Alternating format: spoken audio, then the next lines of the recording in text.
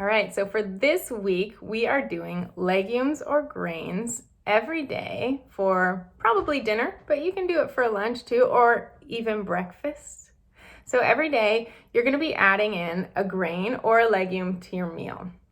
And I know rice is a grain, but we're definitely staying away from that. White rice is processed and stripped of a lot of the minerals and nutrients that we could be getting from it.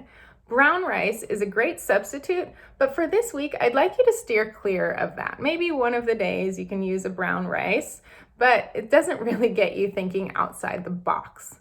So I'd like you to explore grains like bulgur, farro, quinoa, amaranth. There are plenty of grains. You can look them up online, just search high protein grains, and you'll find a whole list. And again, you can search Pinterest for recipes, just typing in the type of grain that you're looking for. This is a really great way to add vitamins, nutrients, proteins to your meals.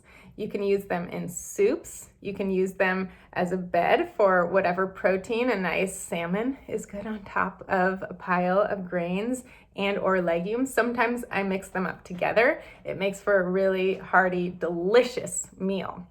My favorite thing to do with grains is add them to a salad. It really bulks up the salad and makes it feel like a nice hearty meal.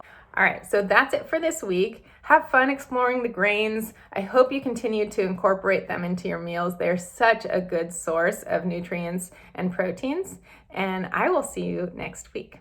Bye.